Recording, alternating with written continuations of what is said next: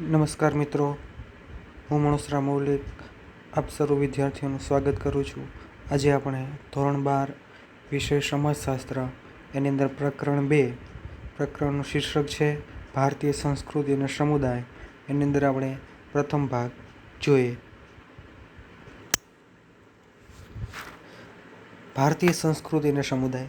પ્રસ્તાવના. વિદ્યાર્થી મિત્રો, આગળના એકમમાં આપણે ધાર્મિક, સાંસ્કૃતિક અને આદિવાસીઓના વસ્તી વૈવિધ્યની જાણકારી મેળવી, ભારતની વિવિધતાને સમજી રાષ્ટ્રીય એકતા વિશે માહિતગાર થયા. હવે આપણે આ એકમમાં સૌપ્રથમ ભારતીય સંસ્કૃતિનો અર્થ અને સ્વરૂપ જોઈશું, ત્યારબાદ સમુદાયનો અર્થ અને પ્રકરણોની સમજૂતી મેળવીશું. આગળ હવે સંસ્કૃતિ એટલે કોઈ એક પ્રજાની લાક્ષણિક જીવન રીતિ. મિત્રો, મહત્વની વાત કરી, સંસ્કૃતિ એટલે શું? તો આપણે કહી શકીએ કે સંસ્કૃતિ એક કોઈ પણ પ્રજાની લાક્ષણિક જીવન રીતિ, કોઈ પણ એક પ્રજા એટલે કે વસ્તીને આપણે લેવાની છે અને એ વસ્તી છે કેવી રીતે જીવન જીવે છે એ આપણે ખાસ જોવાનું છે. એટલે કીધું સંસ્કૃતિ એટલે કોઈ એક પ્રજાની એટલે કોઈ પણ વસ્તીની લાક્ષણિક જીવન રીતિ, કેવી રીતે જીવન જીવે છે એની વાત કરી છે. આગળ, સમાજના સભ્ય તરીકે આપણે જે કંઈ વિચારીએ છીએ, જે કંઈ કરીએ છીએ, આપણી પાસે જે કંઈ પણ છે તે જટિલ એકમને સંસ્કૃતિ કહેવાય. મિત્રો, એના નીચે લીટી કરી લેજો ખાસ કે સંસ્કૃતિ કેને કહેવાય. તેના જવાબની અંદર આવશે કે સંસ્કૃતિ એટલે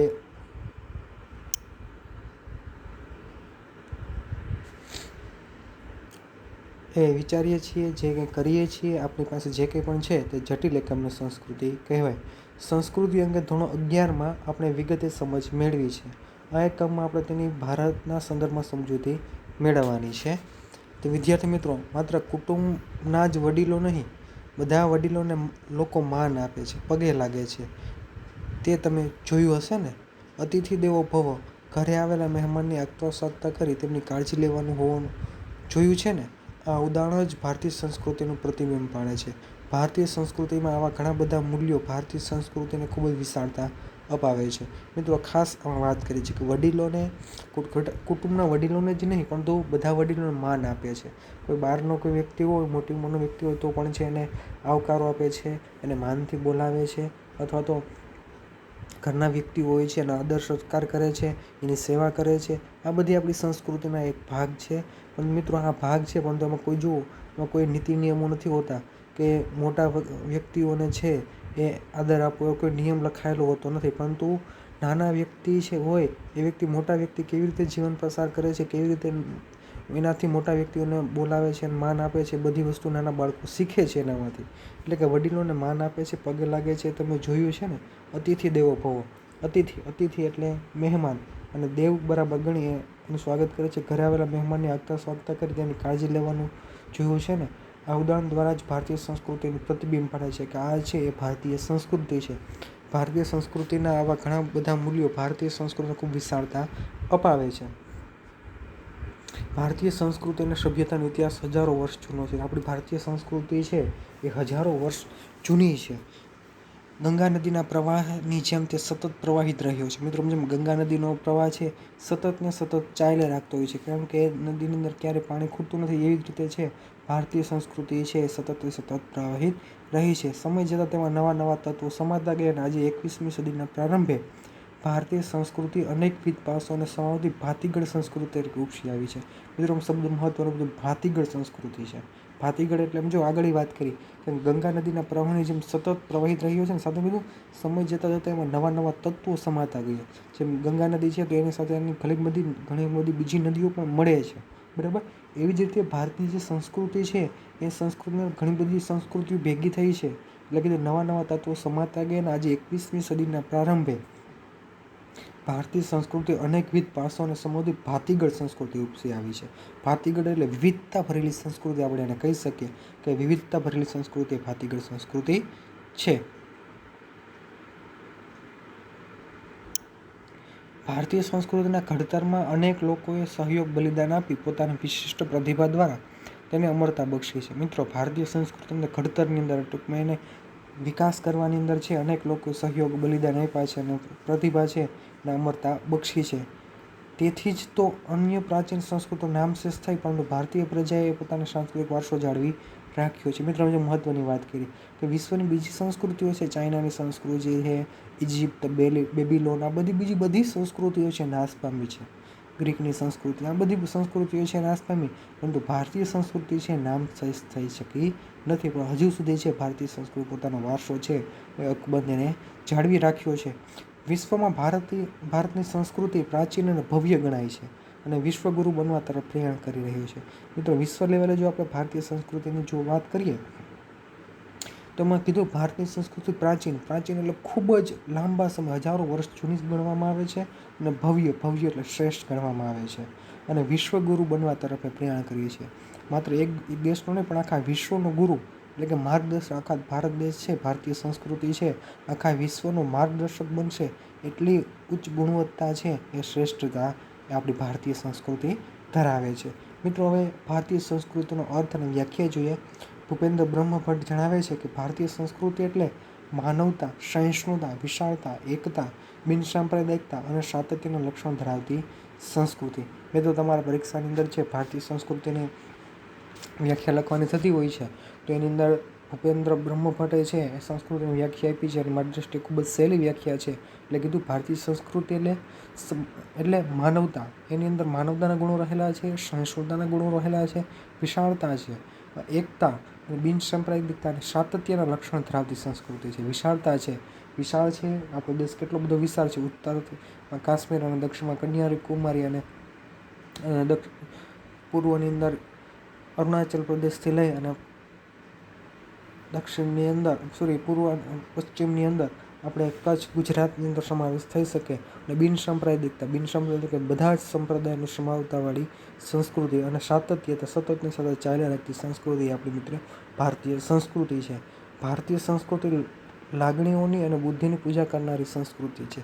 એમાં માન અને મર્તબો આપવામાં છે, લાગણીથી જોવામાં આવે છે અને બુદ્ધિને પણ મહત્ત્વ આપે છે અને લાગણીને, હૃદય અને મન, લાગણીનો આપણે સ્વભાવ જોઈએ તો હૃદય સાથે જોડાયેલો છે અને બુદ્ધિ છે એ મન સાથે જોડાયેલી છે. બંનેને છે હૃદય અને મનને સમાન સ્વીકારનારી આ આપણી સંસ્કૃતિ છે. ઉદાર ભાવના અને નિર્મળ જ્ઞાનના સંયોગથી જીવનમાં સુંદરતા લાવનારી સંસ્કૃતિ છે. ઉદાર ભાવના, શ્રેષ્ઠ ભાવને છે અને નિર્મળ ભાવના સંયોગથી જીવનમાં સુંદરતા લાવનારી આપણી સંસ્કૃતિ છે. જ્ઞાન વિજ્ઞાનનું સંયોજન કરી સંસારમાં સંવાદિતા પ્રસરાવવામાં પ્રયત્ન કરનારી સંસ્કૃતિ છે. જ્ઞાન વિજ્ઞાનનું સંયોજન કરી, જ્ઞાન અને વિજ્ઞાન બંને છે સંયોજન એટલે મિશ્રણ કરી સંસારની સંવાદિતા સંસારની અંદર પ્રસરાવવા માટે, ફેલાવવા માટે છે એ પ્રયાસ કરનારી આપણી ભારતીય સંસ્કૃતિ છે. ભારતીય સંસ્કૃતિ એટલે નિરંતર જ્ઞાનની શોધ કરવા, સતત આગળ વધતી, જગતમાં જે કંઈ સુંદર, શિવ અને સત્ય દેખાય તેને લઈને વિકાસ પામનારી સંસ્કૃતિ છે. એટલે જ કહેવાય છે કે સત્યમ શિવમ સુંદરમ. એટલે કીધું ભારતીય સંસ્કૃતિ નિરંતર જ્ઞાનની શોધ કરવા, સતત આગળ વધતી. મિત્રો ભારતીય સંસ્કૃતિ છે સતત ને સતત છે, નિરંતર એટલે સતત ને સતત છે નવું જ્ઞાન છે મેળવે રાખતી સંસ્કૃતિ આપણે કહી શકીએ. અને જગતમાં જે કંઈ સુંદર છે અને શિવ અને સત્ય દેખાય તેને લઈને વિકાસ પામનારી સંસ્કૃતિ છે. એટલે કે જે કંઈ સુંદર છે એ શિવ છે, સત્ય છે અને સુંદર અને સત્ય છે. જે સુંદર છે એ સત્ય છે અને સત્ય છે એ શિવ છે. એટલે જ કહેવાય છે કે સત્યમ શિવમ સુંદરમ. ભારતીય સંસ્કૃતિના લક્ષણો. સાતત્યના પ્રથમ મિત્રો જો આ તમને પરીક્ષામાં 3 માર્ક અને 5 માર્ક માટે પણ પ્રશ્ન પૂછી શકે ભારતીય સંસ્કૃતિના લક્ષણો જણાવો તો તમારે છે એમાં પ્રથમ લક્ષણ છે સાતત્ય અને પરિવર્તન. મિત્રો તમે જો મુદ્દો યાદ રાખશો તો તમને અંદર મુદ્દાની અંદર શું લખવાનું છે એ તમને સરળતાથી યાદ રહી શકશે. એટલે કીધું સાતત્ય એટલે શું થાય પેલી વસ્તુ સમજવી પડશે. સાતત્ય એટલે સતત ને સતત ચાલ્યા રાખતું. આગળ આપણે વાત કરી ગંગા નદીની તો ગંગા નદી છે સતત ને સતત છે ચાલ્યા રાખે છે. પ્રવાહનો પાણીનો પ્રવાહ સતત ને સતત ચાલ્યા રાખે. એટલે આપણી ભારતીય સંસ્કૃતિ છે હજારો વર્ષથી છે સતત ને સતત ચાલ્યા રાખે. એટલે સાતત્યનો અર્થ તમે મારી વિશે સમજી ગયા છો, સતત ને સતત ચાલ્યા રાખતું. પછી બીજું કીધું સાતત્ય અને પરિવર્તન. એમાં નવા પરિવર્તન આવે છે, નવા સુધારા પણ થાય છે. દુનિયાની ઘણી સંસ્કૃતિ ઉદ્ભવે નાશ પામી. મિત્રો જો ફરી વખત વાત કરી કે દુનિયાની ઘણી બધી સંસ્કૃતિ ઉદ્ભવે અને નાશ પામી છે, ઉત્પન્ન થઈ અને નાશ પામી. ભારતીય સંસ્કૃતિની વિશેષતા એ છે એમાં ઘણી મોટી ઉથલપાથલ થવા છતાં આજે પણ જળવાઈ રહી છે. કે મધ્યકાળની અંદર આપણે 1400-1500ના સમયગાળાની અંદર છે મુગલોના અંતે બધાના સમયગાળાની અંદર, અંગ્રેજોના સમયગાળાની અંદર છે ઘણી બધી છે ઉથલપાથલ થઈ છે, એમાં ઘણા બધી સંસ્કૃતિનો નાશ કરવાના ઘણા બધા પ્રયત્નો થયા છે, પરંતુ છે છતાં પણ એ જળવાઈ રહે છે, એટલે તેનું સાતત્ય જળવાઈ રહ્યું છે. સાતત્ય સાથે પરિવર્તન એ પણ ભારતીય સંસ્કૃતિનું લક્ષણ છે. એ તો જો હું વાત કરીશ, સાતત્ય સાથે પરિવર્તન સતત ને સતત ચાલી આવી છે, સાથે એમાં પરિવર્તન પણ નવા આવ્યા છે, એટલે કે નવા નવા સુધારા પણ આવ્યા છે, એટલે એ ભારતીય સંસ્કૃતિનું લક્ષણ છે. કેટલાય આંદોલનો થયા, નવજાગરણ થયા, જૈન બૌદ્ધ ધર્મોના પ્રચાર વગેરે ક્રાંતિકારી પરિવર્તન છતાં સંસ્કૃતિના મૂળ તત્વો જાળવીને ભારતીય સંસ્કૃતિને સમાયોજન સાધ્યું છે. એ ભારતીય સંસ્કૃતિ પોતાના મૂળ જે તત્વો છે એને ખોયા વગર એને જાળવી રાખીને બીજી બધી વસ્તુને છે એને સમાવેશ કર્યો છે. ભલે એના માટે કેટલીક મુશ્કેલીનો સમયગાળો આવેલો, છતાં એને કોઈને કોઈ રીતે એને સ્વીકારી અને આગળ આવી છે ભારતીય સંસ્કૃતિ. આગળ હવે બીજો મિત્રો મુદ્દો કીધો વિવિધતા અને એકતા. ભારતીય સંસ્કૃતિ કેવી છે? વિવિધતાની અંદર એકતા લઈ આવનારી સંસ્કૃતિ છે. આ મુદ્દો યાદ રાખશો એટલે તમને સરળતાથી સમજી જશે કે એની અંદર શું કહેવા માંગે છે. વિવિધતા ને પછી અંદર એકતા. આપણે પહેલા પાર્ટની અંદર જોયું હતું કે ભાષાની વિવિધતા, ખોરાકની વિવિધતા, પહેરવેશની વિવિધતા, બરાબર. વિવિધતા છે છતાં પણ એકતા છે. માત્ર એક શબ્દ, તમે બે શબ્દ યાદ રાખશો તો સરળતાથી તમને મુદ્દાની અંદર શું લખવું ત્યાંથી યાદ રહી જશે. ભારતીય સંસ્કૃતિ જેવી વિવિધતા બહુ ઓછી સંસ્કૃતિમાં જોવા મળે છે. ભારતની સંસ્કૃતિમાં અનેક જાતિ અને જ્ઞાતિના લોકો તેમજ વિવિધ ભાષા, ધર્મ, ઉત્સવો અને કલાઓ, સંગીત, નૃત્ય વગેરે જોવા મળે છે. આ બધા માટે પ્રાદેશિકતા, ભૌગોલિકતા અને આબોહવા જવાબદાર છે. મિત્રો જો ફરી વખત આપણે જોઈએ, ભારતીય સંસ્કૃતિ જેવી વિવિધતા બહુ ઓછી સંસ્કૃતિમાં જોવા મળે છે. ભારતની સંસ્કૃતિમાં અનેક જાતિ અને જ્ઞાતિના લોકો તેમજ વિવિધ ભાષા, અનેક અલગ અલગ જાતિના લોકો અને અલગ ધર્મના બધા વ્યક્તિઓ સાથે રહે છે. બસ બીજું કીધું ભાષા, આપણે આગળ જોયું કે બંધારણની અંદર 22 માન્ય ભાષાઓ છે, અલગ અલગ 11 જેટલા ધર્મો આપણે કહી શકીએ છીએ, અનેક ઉત્સવો, અલગ અલગ ધર્મ છે, ફરી વખત એના પાછળના ઉત્સવો, તો એના ઉત્સવોને પણ એટલું જ મહત્ત્વ આપવામાં આવે છે. અલગ અલગ કલાઓ, અલગ આપણે ખ્યાલ છે કે 64 જેટલી અલગ અલગ કલાઓ છે, શિલ્પ, સાહિત્ય, સ્થાપત્ય છે, સાહિત્ય કલા છે, શિલ્પકલા, પાકકલા, ચિત્રકલા, આ બધી અલગ અલગ 64 જેટલી કલાઓ છે, સંગીત, નૃત્ય વગેરે જોવા મળે છે. આ બધા માટે પ્રાદેશિકતા, ભૌગોલિકતા અને આબોહવા જવાબદાર છે. આ બધી વિવિધતા છે તો એની અંદર છે એમાં પ્રાદેશિકતા છે જવાબદાર, ભૌગોલિકતા અને આબોહવા જવાબદાર છે. આટલી બધી વિવિધતા હોવા છતાં એક દેશના નાગરિક હોવાની ભાવના તેમજ રાજનૈતિક પદ્ધતિને લીધે એકતા જોવા મળે છે. આટલી બધી વિવિધતા હોવા છતાં દેશના નાગરિક હોવાની ભાવના તેમજ રાજનૈતિક પદ્ધતિઓને લીધે આ બધી એકતા છે ખાસ કરીને આપણને જોવા મળે છે. બીજો છે બિનસાંપ્રદાયિક દ્રષ્ટિકોણ. મિત્રો ત્રીજો મુદ્દો કીધો છે બિનસાંપ્રદાયિક દ્રષ્ટિકોણ. બિનસાંપ્રદાયિક એટલે એક સંપ્રદાયમાં નહીં પણ બધા જ સંપ્રદાયને માન મર્તબો આપતી સંસ્કૃતિ. એટલે બિનસાંપ્રદાયિકતામાં ધર્મનિરપેક્ષતા અને વૈજ્ઞાનિક દ્રષ્ટિકોણ બંને અભિપ્રેત છે. એટલે બિનસાંપ્રદાયિકને ધર્મનિરપેક્ષતા, એક જ ધર્મ નહીં માનવાનો પણ બધા જ ધર્મને માનવાવાળી સંસ્કૃતિ. એટલે બંને અભિપ્રેત છે. ભારતીય સંસ્કૃતિમાં બંનેનું મિશ્રણ છે. ભારતીય સંસ્કૃતિની અંદર છે એ આ બિનસાંપ્રદાયિકતાનો છે ગુણો ખાસ કરીને જોવા મળે છે.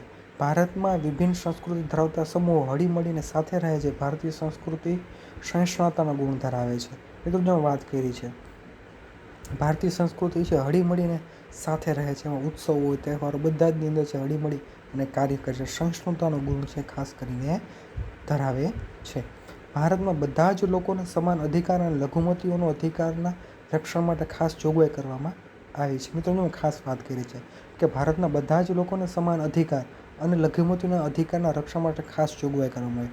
બધા જ લોકોનો અધિકાર મળે અને જે બધી લઘુમતી છે કે લઘુમતી કરતાં બહુમતી કરતાં જે ઓછા છે, જે જ્ઞાતિ અને ધર્મના વ્યક્તિઓ જે ઓછા છે એના રક્ષણ માટે એ વધુ વિકસે એના માટે છે પણ સરકારે છે બંધારણની અંદર એમ ખાસ જોગવાઈઓ કરેલી છે જે ભારતીય સંસ્કૃતિની ઉદારતા બક્ષે છે. ઉદારતા એટલે કે શ્રેષ્ઠતા એને આપે છે.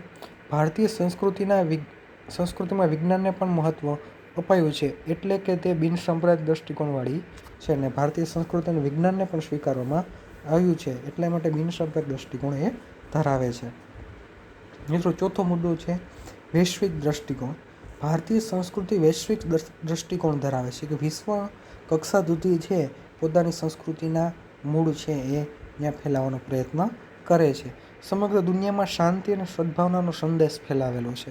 સમગ્ર દુનિયાની અંદર જો ભારતીય સંસ્કૃતિ જોવા જોઈએ તો માત્ર ને માત્ર શાંતિ અને એ સદભાવનાનો સંદેશ ફેલાવી અને દરેક દેશના અલગ અલગ દેશના વ્યક્તિઓના હૃદયની અંદર પોતાની સંસ્કૃતિની છાપ છોડવાનો પ્રયત્ન કરે છે. એટલે કીધું શાંતિ અને સદભાવનાનો સંદેશ ફેલાવે છે. વસુધૈવ કુટુંબકમનો ભાવ રાખ્યો છે. વસુધૈવ આખું વિશ્વ છે એક કુટુંબ છે, તો વસુધૈવ એટલે આખું વિશ્વ છે એક કુટુંબ છે એવો ભાવ છે એ ભારતીય સંસ્કૃતિ રાખે છે. વિકાસશીલ અને વિકસિત દેશોના વિકાસ માટે ભારત કટિબદ્ધ રહ્યું છે. મિત્રો, વિકાસશીલ એટલે કે એવા દેશો કે જે વિકાસ કરી રહ્યા છે. દાખલા તરીકે ભારત આવી શકે, પછી શ્રીલંકા આવી શકે, નેપાળ આવી શકે, ઇન્ડોનેશિયા, આ બધા દેશો છે એ દક્ષિણ આફ્રિકા, આ બધા દેશો છે વિકાસ કરી રહ્યા છે. જ્યારે વિકસિત દેશો અમેરિકા, જર્મની, જાપાન, આ બધા દેશો, ઓસ્ટ્રેલિયા, બધા દેશો છે એ વિકસિત દેશો છે. અને દેશોના વિકાસ માટે ભારત કટિબદ્ધ છે. વિકસિત દેશો અને વિકાસશીલ દેશો બંને દેશો માટે છે ભારત એ દેશોનો વિકાસ થાય એ માટે સતત પ્રયત્ન કરતો રહે છે. આ રીતે વિશ્વ બંધુ તરીકે જવાબદારી નિભાવી વૈશ્વિક દ્રષ્ટિકોણ ઉદાહરણ પૂરું પાડ્યું છે. અને આ રીતે વિશ્વ બંધુ, આખા વિશ્વનો બંધુ એટલે ભાઈ, એ બનીને એ પોતાની જવાબદારી એ પ્રમાણિકતાપૂર્વક નિભાવી રહ્યો છે. પાંચમો મુદ્દો છે ભૌતિકવાદી આધ્યાત્મિકવાદી. ભારત આધ્યાત્મવાદની ભૂમિ તરીકે જાણીતો છે. મિત્રો, મહત્વની વાત કરીએ કે ભારતનો આધ્યાત્મવાદની ભૂમિ તરીકે જાણવું છે. અધ્યાત્મ જ્ઞાન છે ખૂબ જ વિશાળ છે. પ્રાચીન કાળથી વર્તમાન સમય સુધી ભારતનો ઇતિહાસ જોશો તો ભૌતિકવાદી અને આધ્યાત્મવાદી સંસ્કૃતિ સાથે સાથે વિકસી છે. પ્રાચીન કાળથી છેટ સિંધુ સંસ્કૃતિ લઈને જ્યાંથી લઈને આજ સુધી આપણે જોવા જોઈએ તો પ્રાચીન કાળથી વર્તમાન સમય સુધી ભારતનો ઇતિહાસ જોશો તો ભૌતિકવાદી અને આધ્યાત્મવાદી સંસ્કૃતિ સાથે વિકસી છે. ભૌતિકવાદી એટલે કે ટૂંકમાં આપણે જે નવી આવિષ્કાર, નવા સંશોધન છે એને પણ સ્વીકારે છે અને આધ્યાત્મિક વસ્તુઓને પણ છે એ સાથે લઈને આગળ આવનારો દેશ છે. જો તમારે ભારતીય માણસને સમજવું હોય તો એને આધ્યાત્મિકતાથી જ સમજી શકાય છે. મિત્રો, ખાસ બીજી વસ્તુની વાત કરીએ તો ભારતીય માણસ કેવું છે તો એને સમજવું હોય તો તમારે આધ્યાત્મિક રીતે છે ભારતીય સંસ્કૃતિને, ભારતીય માણસોને તમારે ખાસ એને સમજવા પડશે. અને છઠ્ઠો મુદ્દો છે વ્યક્તિને મહત્ત્વ આપતી સંસ્કૃતિ. ભારતીય સંસ્કૃતિ વ્યક્તિમાં વિશ્વાસ કરતી વ્યક્તિવાદી સંસ્કૃતિ છે. મિત્રો, મહત્ત્વની વાત કરીએ, ભારતીય સંસ્કૃતિ છે વ્યક્તિમાં વિશ્વાસ રાખે અને વ્યક્તિવાદી સંસ્કૃતિ તરીકે એને ઓળખાવી છે. ભારતમાં વિવિધ ધર્મના વ્યક્તિઓ મહત્ત્વ સ્વીકાર્યું છે. ભારતના વિવિધ ધર્મના વ્યક્તિઓનું ખાસ મહત્ત્વ સ્વીકારેલું છે. અલગ અલગ ધર્મોનો પણ છે એને માન મર્તબો આપી અને સ્વીકારે છે. રાજ્ય અને સમાજનો ઉદ્દેશ્ય વ્યક્તિની ભલાઈ માટે છે અને તે રીતે રાજ્ય અને સમાજે ભૂમિકા ભજવવાની છે. રાજ્ય અને સમાજનો ઉદ્દેશ્ય વ્યક્તિની ભલાઈ, કોઈને કોઈ રીતે જેનું ભલું થાય, સારું થાય એ માટે છે એ રાજ્ય અને સમાજે એની ભૂમિકા ભજવવાની છે. પરંતુ એનો અર્થ એવો નથી કે સમાજનું કોઈ મહત્ત્વ નથી. મિત્રો, ખાસ આ 6 મુદ્દા છે તમારી પરીક્ષાની અંદર પૂછી શકાય એવા મુદ્દા છે. હવે આગળ આવે છે ભારતીય સંસ્કૃતિના સ્વરૂપો. ભારતીય સંસ્કૃતિના અનેક સ્વરૂપ છે, પરંતુ અહીં તેની સ્પષ્ટ સમજ મેળવવા માટે 3 વિભાગમાં વહેંચી શકાય. એક પ્રશિષ્ટ ભદ્રવર્ગીય અથવા માર્ગીય પરંપરા, બીજું છે લોક સંસ્કૃતિ અથવા દેશી પરંપરા, ત્રીજું છે આદિવાસી સંસ્કૃતિ. મિત્રો, પ્રશિષ્ટ ભદ્રવર્ગીય અથવા તો માર્ગીય પરંપરા છે તો એના વિશેની વાત કરીએ કે ભારતીય સંસ્કૃતિની પ્રશિષ્ટ પરંપરામાં વિવિધ વિદ્યાશાખાઓ, ભાષાઓ અને કલાઓનો સમાવેશ થાય છે. જો ભારતની પ્રશિષ્ટ ભદ્રવર્ગીય પરંપરાની અંદર શેનો સમાવેશ થાય તો એની વાત કરીએ કે વિવિધ વિદ્યાશાખાઓ, ભાષાઓ અને કલાઓનો સમાવેશ થઈ શકે છે. તો એમાં કયા છે કે ધર્મશાસ્ત્ર, ધર્મ સંબંધી માહિતી આપેલું, જ્ઞાન આપેલું હોય છે. નીતિશાસ્ત્ર, નીતિ પ્રમાણિકતાને લગતું છે એની વાત કરી છે. જ્યોતિષશાસ્ત્રની પાછી બીજી વાત કરી કે અવકાશ વિજ્ઞાન આવે, ખગોળશાસ્ત્ર આવે, જ્યોતિષશાસ્ત્ર આવી શકે. દર્શનશાસ્ત્ર આપણે જેને ફિલોસોફી કહી શકીએ, તત્વજ્ઞાન કહી શકીએ. તત્વજ્ઞાન એટલે કે જીવ જગત અને ઈશ્વર વિશેનું જ્ઞાન આપતી સંસ્કૃતિ. સંગીતશાસ્ત્ર, સંગીત તો આપણે બધા જ ખ્યાલ છે. પછી છઠ્ઠું છે નાટ્યશાસ્ત્ર, નાટ્ય વિદ્યા, નૃત્ય.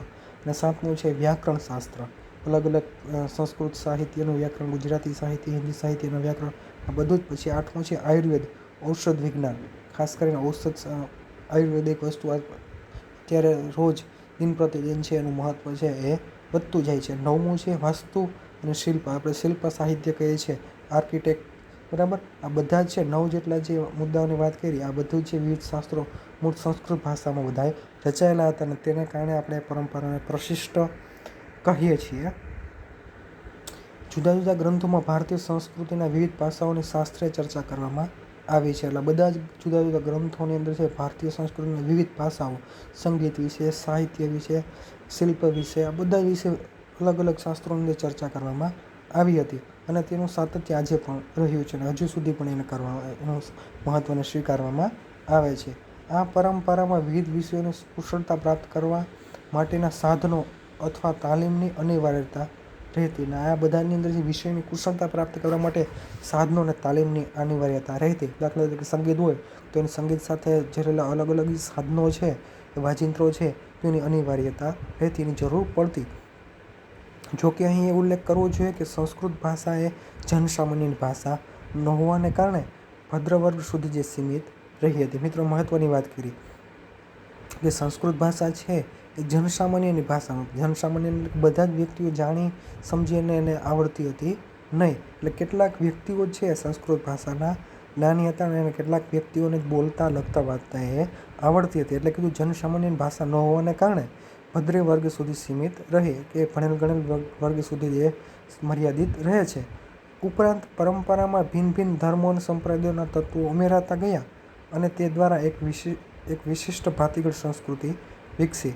અને આ પરંપરા ભિન્ન ભિન્ન ધર્મો અને સંપ્રદાયોના તત્વો ઉમેરાતા ગયા અને તે દ્વારા એક વિશિષ્ટ ભાતીગળ સંસ્કૃતિ છે, વિવિધતા ધરાવતી સંસ્કૃતિ છે એ વિકસે છે. મિત્રો, બીજું આવે છે લોક સંસ્કૃતિ અથવા દેશી પરંપરા.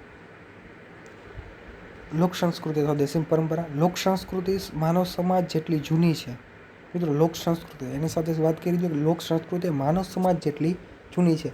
માનવ સભ્યતા, માનવ સંસ્કૃતિ જેટલી જૂની છે એટલી લોક સંસ્કૃતિ જૂની છે. લોક સંસ્કૃતિને આદિમાનવની ભૌતિક વૈજ્ઞાનિક અભિવ્યક્તિ તરીકે ઓળખવામાં આવે છે. લોક સંસ્કૃતિ, મિત્રો, વાત કરીએ આદિમાનવ જે આદિમાનવ એટલે ટૂંકમાં જે એ સમયગાળાની વાત કરીએ કે માણસ છે એ દિગંબર અવસ્થાની અંદર જ્યારે વિચરણ કરતો હતો, ફરતો હતો, શું ખાવું, કઈ રીતે ખાવું, એ કોઈ પણ વસ્તુ એને સમજ હતી અને ત્યારની વાત કરીએ આદિમાનવની મનોવૈજ્ઞાનિક અભિવ્યક્તિ તરીકે એને ઓળખાવે છે. લોક સંસ્કૃતિ લોક સમૂહનું સહિયારું નિજી સર્જન છે. મિત્રોમાં ખાસ આપણે ગુજરાતીમાં કહેતા હોય ને લોક સાહિત્ય, બરાબર, એ જે લોક સંસ્કૃતિ લોક સમૂહનું સહિયારું નિજ સર્જન છે. નિજ એટલે પોતાનું. કોઈ પણ સમૂહ છે, કોઈ પણ ગીત સર્જન કરતો હોય તો એની અંદર છે પોતાના ભાવનાઓ, લાગણીઓ છે અંદર વ્યક્ત કરતો હોય છે. એટલે કીધું સહિયારું નિજ સર્જન. સહિયારું એટલે સાથે મળીને એ સર્જન કરનારું છે. જનજીવન પોતાના રસ, રુચિ, સવલતો, સુવિધાઓ અને ભૌગોલિક પરિસ્થિતિ અનુસાર કેટલીક પ્રણાલિકાઓ આરંભે છે જે આગળ જતાં રિવાજ અને રૂઢિરૂપે લોકજીવનનું મુખ્ય અંગ બની જાય છે. એટલે વાત કરીએ કે જનજીવન છે પોતાની રુચિ, સવલતો, સુવિધાઓ અને ભૌગોલિક પરિસ્થિતિ અનુસાર કેટલીક પ્રણાલિકાઓ આરંભે છે. એટલે કે ખાસ લોક સંસ્કૃતિની અંદર છે પોતાની જેવી જરૂરિયાત, એવી ઈચ્છાઓ અને સુવિધાઓ પ્રમાણે છે એટલે પરિવર્તન થતું આપણે જોઈ શકીએ. એટલે જતાં રિવાજ અને રૂઢિરૂપે લોકજીવનનું મુખ્ય અંગ બની જાય છે. લોક સંસ્કૃતિ અત્યંત વિશાળ જીવન ક્ષેત્ર છે. લોક સંસ્કૃતિ અત્યંત વિશાળ એવું જીવન ક્ષેત્ર છે. લોકજીવન, લોકકલા અને કસબ એ લોક સંસ્કૃતિના અંગ છે. મિત્રો, ખાસ વાત કરી છે કે લોકકલા, લોકજીવન અને કસબ એ લોક સંસ્કૃતિના અંગ છે. લોક સંસ્કૃતિનો સાચો પરિચય મેળવવા માટે લોકજીવનનો અભ્યાસ જરૂરી છે અને લોકજીવનનો સાચો પરિચય મેળવવા માટે ખાસ કરીને લોકજીવનનો અભ્યાસ એ જરૂરી છે. મિત્રો, લોક સંસ્કૃતિનો અર્થ અને વ્યાખ્યા જોરાવરસિંહ નામના જે સાહિત્યકાર છે એને આપેલી છે કે લોક સંસ્કૃતિના સીમાડાઓમાં સમાઈ જતી બોલીઓ, કંઠસ્થ સાહિત્ય, સંગીતકલા, ઉત્સવો, ધર્મ, વસ્ત્રાલંકારો, ખેતી, પશુપાલન, નૌકાયાન, હથિયારો, ઘર, ખોરડા, રાચરચીલું, દેવમંડળ, આચાર વિચાર, સંસ્કાર વગેરેનો લોક સંસ્કૃતિનો સમાવેશ થાય છે. એ તો તમારા માટે લોક સંસ્કૃતિની તમારા વ્યાખ્યા પરીક્ષામાં પૂછી શકાય એવો પ્રશ્ન છે 2 માર્ક અને 1 માર્કની અંદર. તો તમારે છે જોરાવરસિંહ જાદવની લોક સંસ્કૃતિની વ્યાખ્યા ખૂબ જ સહેલી છે. તો એ યાદ રાખવા માટે ફરી વખત બોલું છું અને કીધું લોક સંસ્કૃતિના સીમાડામાં સમાઈ જતી બોલીઓ.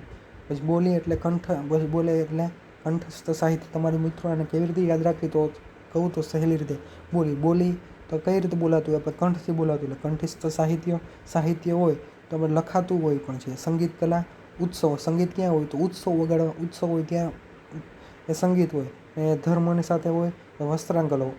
જો ઉત્સવ હોય તો ઉત્સવની અંદર નવા નવા વસ્ત્રો પહેરતા હોય છે. વસ્ત્ર એટલે વસ્ત્રાલંકારો. પછી એમાં ખેતી આવ્યું તો ખેતી સાથે શું હોય, પશુ પણ જોડાયેલા હોય. નૌકાયાન, હથિયારો, બરાબર. ખેતી કરતા હોય તો એમાં આપણે અલગ અલગ ઓજારો પણ છે, એટલે હથિયારો પણ છે. ઘર હોય છે, ઘર હોય, ખોડું હોય છે.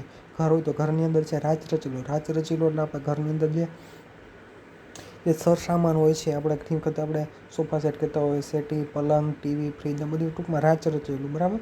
અને દેવમંડળ, મંદિર, આચાર વિચાર, સંસ્કાર વગેરેનો લોક સંસ્કૃતિનો સમાવેશ થાય છે. એટલે લોકમાર્ગ દ્રષ્ટિએ જોરાવરસિંહ જાદવની તમારા માટે લોક સંસ્કૃતિની વ્યાખ્યા છે યાદ રાખવી ખૂબ જ સહેલી છે. મહાપાત્રી નામના જે સમાજશાસ્ત્રી છે એને પણ છે એ આ વ્યાખ્યા આપેલી છે. એ જોઈએ કે લોકોની રીત રસમો, વહેમો, માન્યતાઓ, પ્રચલિત લોકગીતો, લોકકથાઓ, હાલરડાં, મરસિયા, જોડકણા, કહેવતો, રૂઢિપ્રયોગો ઉપરાંત વસ્ત્રાલંકારો, રમતો, ઘર વખરીની ચીજ વસ્તુઓ, લોક દેવદેવીઓ, રમકડાં, હથિયાર ઇત્યાદિનો સમાવેશ લોક સંસ્કૃતિમાં થાય છે. મિત્રો, મહાપાત્રે અને જોરાવરસિંહ જાદવની બંનેની લોક સંસ્કૃતિની વ્યાખ્યા છે ઘણે અંશે છે એક સરખી આપણને જોવા મળે છે. એટલે ફરી ઉલ્લેખ કરતો નથી, હવે આગળ જોઈએ. જેમ કે રીત રસમ, લગ્ન કરનારને પીઠી લગાવવી, મીંઢળ બાંધવું વગેરે જોવા મળે છે. આપણે લોક સંસ્કૃતિની અંદર આ રિવાજ છે આપણે બધી જગ્યાએ જોવા મળે છે કે લગ્ન પ્રસંગ હોય ત્યારે પીઠી લગાવાય, મીંઢોળ બાંધવું, આ બધી વસ્તુ આપણને જોવા મળે છે. તીન તગડા, કામ બીગડા જેવા વહેમ જોવા મળે છે. તો કંજુસાઈ કરી પૈસા ગણ્યા કરે એ વ્યક્તિ બીજાના જન્મમાં ભંફોડી એટલે શાપનો એક પ્રકાર બને છે એવી માન્યતા વગેરે લોક સંસ્કૃતિનું ઉદાહરણ છે. દીકરો મારો લાડકવયો દેવનું દીધેલ છે જેવા હાલરડાં, ન બોલો નવગુણ બોલે તેના બોર વેચે જેવી કહેવતો, આખાડા કાન કરવા રાતા પીળા થઈ જવું રૂઢિપ્રયોગ લોક સંસ્કૃતિના ઉદાહરણો છે. આના સિવાય મિત્રો ઘણા બધા છે આપણે લોક સંસ્કૃતિ ઉદાહરણો આપણે કહી શકીએ.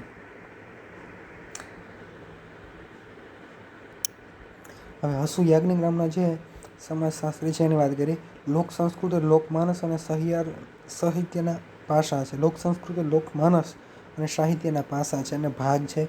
સભ્યતાનો વિકાસ અને સંસ્કૃતિની ઉપલબ્ધિ બંનેની વિકાસ યાત્રા સાથે લોક સંસ્કૃતિ જોડાયેલી છે. કીધું સભ્યતાનો વિકાસ અને સંસ્કૃતિની ઉત્પત્તિ બંનેની વિકાસ યાત્રા સાથે લોક સંસ્કૃતિ છે ખાસ આપણને જોવા મળતી હોય છે. અને કૌશલદેવ ઉપાધ્યાય નામના જે વ્યક્તિ છે એને વાત આપેલી છે લોક સંસ્કૃતિની વ્યાખ્યા. લોકવિદ્યાને લોક સંસ્કૃતિ તરીકે ઓળખાવે છે. લોકવિદ્યા એટલે લોકોએ પોતાનું જીવન માટે જરૂરી એવી પોતાની નિપજાવી કાઢેલી વિદ્યા, જ્ઞાન જે લોક સમાજમાં ઉત્પન્ન થાય છે. એટલે કીધું લોકવિદ્યા એટલે લોકોએ પોતાના જીવન માટે જરૂરી એવી પોતાની નિપજાવી કાઢેલી વિદ્યા કે જ્ઞાન જે લોક સમાજમાં ઉત્પન્ન થાય છે.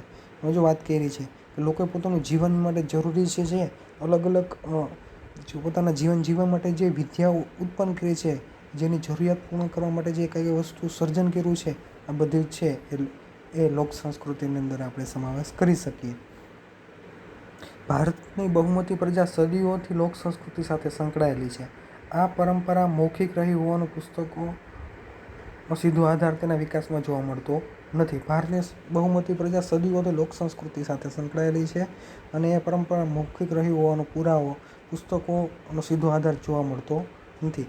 એક પેઢીમાંથી બીજી પેઢીમાં હસ્તાંતર દ્વારા તેનો સાતત્યપૂર્ણ વિકાસ થયો છે.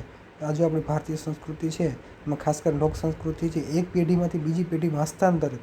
મિત્રો, હસ્તાંતરિત એટલે કે એક હાથમાંથી બીજા હાથમાં પણ બીજા વ્યક્તિને ત્રીજાથી ચોથા હાથમાં, ટૂંકમાં હસ્તાંતરિત એને કહી શકીએ. એટલે કે ભારતીય સંસ્કૃતિ છે, સાહિત્ય છે, એમાં સાતત્યપૂર્ણ છે એનો હસ્તાંતરિત થયેલો આપણે જોવા મળે છે. ભૌગોલિક રીતે વિશાળ પ્રદેશ અને વિવિધ આબોહવા ધરાવતા ભારતમાં ભૌગોલિક વાતાવરણ મુજબ લોક સંસ્કૃતિ જોવા મળે છે. ભૌગોલિક રીતે વિશાળ આપણા દેશની અંદર છે, વિવિધ આબોહવા ધરાવતા દેશની અંદર ભૌગોલિક વાતાવરણ મુજબ લોક સંસ્કૃતિ જોવા મળે છે. મહદઅંશે કૃષિ અર્થવ્યવસ્થાવાળા દેશમાં અને ગ્રામ્ય પરિવેશમાં લોકગીતો, નાટ્ય સ્વરૂપો અને ચિત્રકલા વિકસી છે. મિત્રોમાં વાત કરીએ મહદઅંશે કૃષિ અર્થવ્યવસ્થાવાળા દેશોની અંદર, એટલે આપણે ખાસ કરીને આપણે પણ દેશ કહી શકીએ કેમ કે ભારત દેશ છે કૃષિ અર્થવ્યવસ્થાવાળો દેશ આપણે એને કહી શકીએ. દેશમાં ગ્રામ પરિવેશમાં લોકગીતો, નાટ્ય સ્વરૂપો અને ચિત્રકલા વિકસી છે.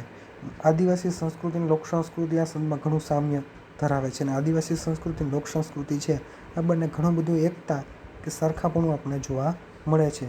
વિભિન્ન પહેરવેશ, શૃંગારના ભિન્ન સ્વરૂપો, રોજિંદા ભોજનનું વૈવિધ્ય અને સાથે બાર ગાઉએ બોલી બદલાય એ ઉક્તિ ભારતીય સંસ્કૃતિના વૈવિધ્યને વ્યક્ત કરે છે. એટલે કીધું રોજિંદા ભોજનનું વૈવિધ્ય અને સાથે સાથે બાર ગાઉએ બોલી બદલાય એવું કે ભારતીય સંસ્કૃતિના વૈવિધ્યને સુપર વ્યવસ્થિત રીતે વ્યક્ત કરેલા આપણને જોવા મળે છે. ગુજરાતમાં ગરબા અને ભવાઈ, પંજાબમાં ભાંગડા, મહારાષ્ટ્રમાં લાવણી, આસામમાં બિહુ વગેરે જે તે પ્રદેશની લોક સંસ્કૃતિના દર્શન થાય છે. જોકે સામાજિક સંદર્ભ બદલાતા લોક સંસ્કૃતિનું સ્વરૂપ બદલાયું છે. તો તમારે ફરી વખત અહીંયા નીચે લીટી કરી લેજો કે ગુજરાતનું સૌથી વધુ શું પ્રખ્યાત છે, તો ગરબા અને ભવાઈ, પંજાબનું સૌથી વધુ પ્રખ્યાત તો ભાંગડા, મહારાષ્ટ્રનું લાવણી, અસમનું બિહુ. આ બધા છે એ અલગ અલગ રાજ્ય એની સાથે સંસ્કૃતિ અને એના તહેવાર ઉત્સવો છે આપણે કહી શકીએ. એટલે પરીક્ષાની અંદર પૂછી શકાય મહારાષ્ટ્રનું શું પ્રખ્યાત છે, તો લાવણી. અસમનો કયો તહેવાર પ્રખ્યાત છે, તો બિહુ. એટલે વગેરે પ્રદેશો છે લોક સંસ્કૃતિના બધાનો સમાવેશ થાય છે. જોકે સામાજિક સંદર્ભે બદલાતા લોક સંસ્કૃતિનું સ્વરૂપ બદલાયું છે. જોકે સમાજ જીવનની અંદર બદલાવ એવો છે એને કારણે કેટલેક અંશે લોક સંસ્કૃતિની અંદર પણ બદલાવ આપણને જોવા મળે છે. મિત્રો, હવે પછીનો આગળનો આદિવાસી સંસ્કૃતિ વિશેનો મુદ્દો છે હવે આપણે આગળના એકમની અંદર આગળના વિડીયોની અંદર આપણે જોશું.